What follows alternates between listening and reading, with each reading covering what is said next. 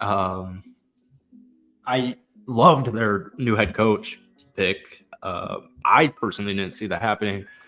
No, me neither. When it happened, but it happened. They did it, and I think it's kind of actually interesting because if Darko is this pick and roll expert, I'm shocked that Freddie, the other pick and roll expert, is currently on my Houston Rockets. They didn't want to pay him $30 million. Yeah, which makes sense. Yeah. But the Raptors depth chart currently slated as would you go Dennis at PG1 or would you go I mean, Scotty who else Barnes? I think they got to go Dennis. Dennis is a veteran presence. Too. Dennis is a veteran presence. He's going to help this team. So who's coming off the bench? Because it's not OG, it's not Siakam, it's not Pirtle. Is it Scotty or Gary? Dude, Scotty's got to start. You got to go Gary. So that means that Grady Dick is probably not going to be starting as a rookie. Definitely not. No, so, I don't think there was a shot. Yeah, they're not going to rush Grady Dick into a starting role yet. No. Because who else did they add? I guess they didn't really add that. I mean, I guess they had like a few like undrafted guys that they signed, but they got Jalen McDaniels, and they still have. That was a good signing. They still have Otto Porter Jr. They had a couple of the Big 12 undrafted guys. They got Garrett Kevin Temple. Obanor. Yeah, Garrett Temple they added. That's right. They got Kevin Obanor from Texas Tech and Marquise Noel from K-State on undrafted rookie deals. I don't know how is he actually going to make the roster? No, they're probably going to be at most they're going to be two-way guys. I think. Yeah, I mean, he was balling in summer league, but but with his height, I don't really. But it's also just like they don't really, it's like in Kevin Obanor, they don't really need any more stretch hybrid fours, because they kind of have enough. But like he might make the roster, but if at most it'll be like two ways. They'll mostly be spending their time in the G League if they make the roster. But yeah, Garrett Temple, shout out my Hoop Grids legend Garrett Temple. But like I don't know how to feel about this. This team is very average right now. This team screams average. I don't think they got worse. They're in a weird position where I don't think they got that much worse by losing Fred. Freshman event. There we go. Now we can hear you. Just give me a second. It's like I'm walking through a goddamn freshman event. Like, look at this. Oh. It's like they got all the freshmen moving in. Yeah, of course. It's that week. You're just trying to find a place where you don't feel old. What is it? Shark? Cyro's a shark right now. He's a shark. It's Shark Week, man. He's sniffing for blood. What's up, Thomas? Yeah, no, you guys were in my group chat. I was gonna say, I was like, I got the perfect pick-up line. I prey on freshmen, underclassmen, and I say, oh, I've never seen a Miami dorm before. You want to show me? Go up to a co-ed right now and say that line, and you will be. They're probably with their parents. Well, the reason I got hung up was, dude, this babe from Spain. Babe is in my graduate program. I love European girls. And her name is Olivia, but she can barely speak English, so she's perfect for you. Yeah, she's speaking half the time in Spanglish to me, or through the thickest accent in English. The thickest Spanish accent ever with the lisp. Even thicker than my mother. But she's Spanish, so there's a lisp. No, actually, no, she doesn't because she's from Madrid. Oh, they don't do the lisp. Yeah, they don't do the lisp over there. It's not like in Catalonia where they do the lisp. No, it's not. Yeah, she doesn't do the lisp. So there's no lisp when she only when if she was in Barcelona, she'd be saying the only time she's ever done the lisp was when she referenced Barcelona or Ibiza. Oh, that makes sense. I hate when that word is said like that. Because that's how they say it, though. Ibiza. I know. Vamos a Ibiza. Yeah. Ibiza and Barcelona. Yeah, but what's it called? So she asked me. She was with one of my other classmates. They asked me if I could show them where the food court was. So yeah, I could show you where the food court is. It's in my pants.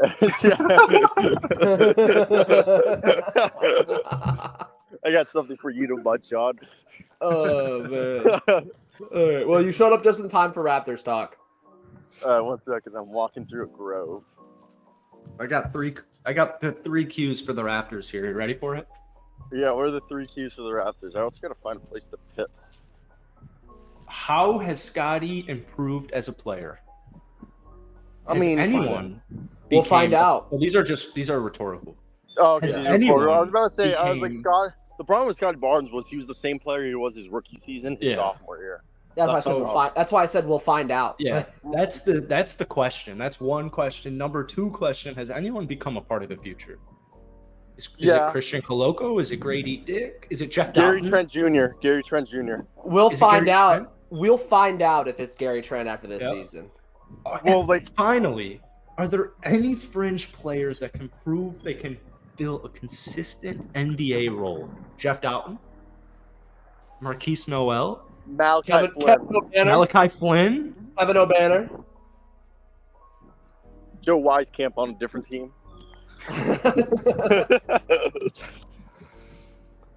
But I don't those know, are man. those three. Yeah, those are the questions for the Raptors that they're going to need to find answers to this season. Otherwise, spot to set up. Otherwise, Siakam's going to have to be traded if there's no progress. No, Siakam is going to get traded. I'm pretty sure Siakam is going to get traded. Unless this team all of a sudden comes out of nowhere and gets like a top 4 seed in the Eastern Conference and goes on a little playoff So run. the whole problem is Siakam wants to stay in Toronto. But Yeah, of course he does. Toronto doesn't want to pay him. Yeah, because they don't want to pay him to be the best player on their team because they know they're not going to win anything like that. So yeah, like I think they're trying to avoid to be Bradley Beal. Yeah. And that's like where we're at. Like it's nothing against Pascal or anything.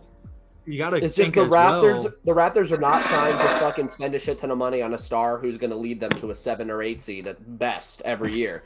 That's the Wizards. That's what the Wizards did for the last 6 years. Who's in line for? First off, I have a question for all of you, and specifically Thomas Perry. Is OG Anunoby a part of your future? Because if he is, we're talking well over $30 million contract. Yeah, we're talking about a fat contract bigger than Fred's.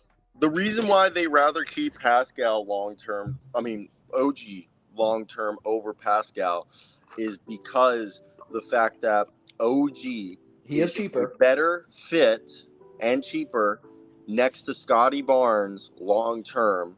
And everyone agrees that we don't think OG Anunoby has reached his ceiling because he's never been given the touches to reach his ceiling.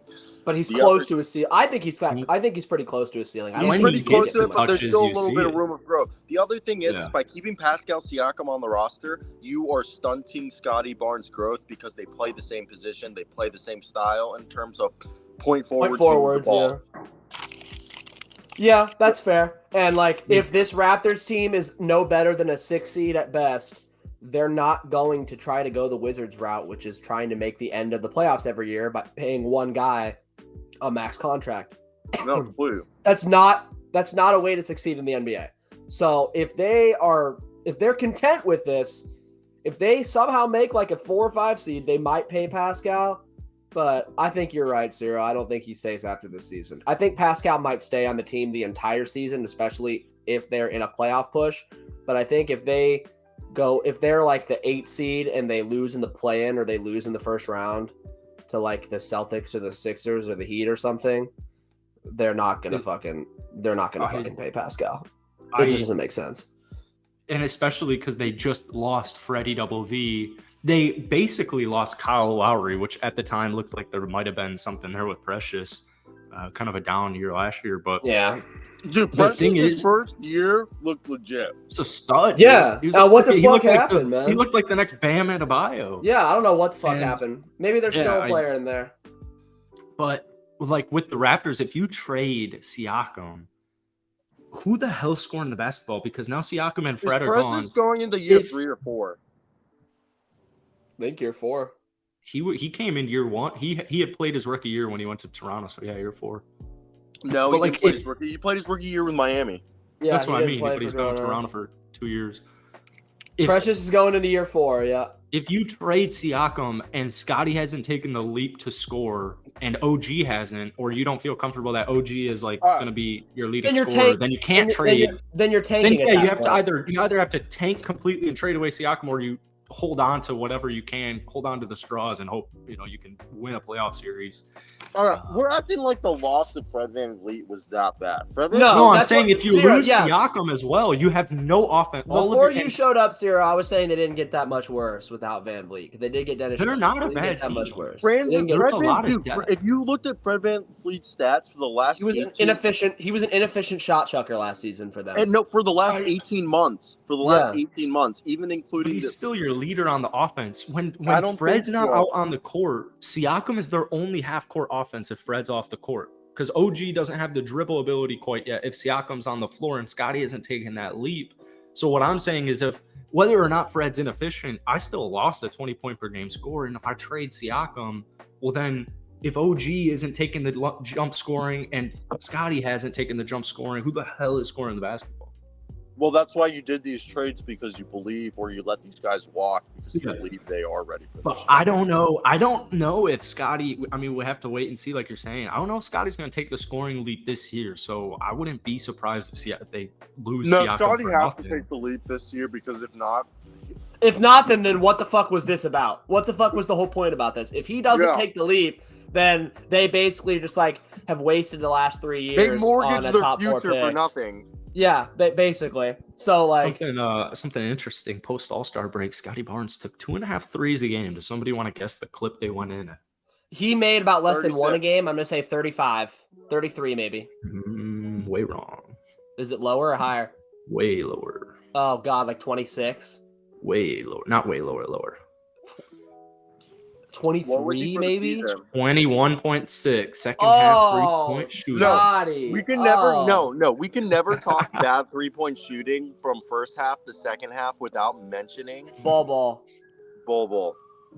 fucking fell off a cliff. We talked about this earlier. Luke counted. I told Luke. Luke didn't believe me. It's 6%, and I think Luke did the math. It's like he took 100 threes and made it like 4 or something. It was bad, dude. we looked at the splits, and then I pulled up the game log when the last time we were talking about this, and it was fucking. Scotty, oh my god! It's like like Bol was shooting 40. The worst part is Bol was shooting. He was a 40% shooter before the All-Star break, and then he just forgot how to put the ball in the basket and turned into a 6% 3-point shooter. Yeah. 40.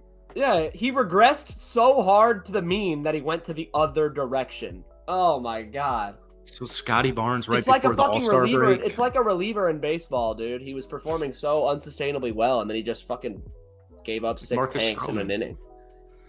He shot 35.6 right before All-Star break, and then he shot 15.5%. No, Scotty Barnes shot 15.5% from downtown the last 2 months of the year, unfortunately. Wow. But he shot 35% in the month of February. Yeah, 28% for the season, though. So I don't think the scoring. Scotty. I don't think he's going to come out with a lethal 3-point shot, and I don't think with Siakam on the court and no point guard in Freddie Double V. I mean, Schroeder is a good point guard, but I don't think it's truly a lot Donovan? easier. Oh my god, dude! That's 16 and 15% the last 2 weeks of the season. That's fucking terrible. Luke. Who? Billy Donovan. What the fucking some Twitter account, right? Yeah, nobody knows his identity Yeah, why the fuck would I know that? because you're into it. Well, I don't really fucking follow him, dude. Why would I know You're his into identity, him. bro? You're into him, man. He's just a college basketball DJ. I don't know, man. What about him? What about Trilly Donovan?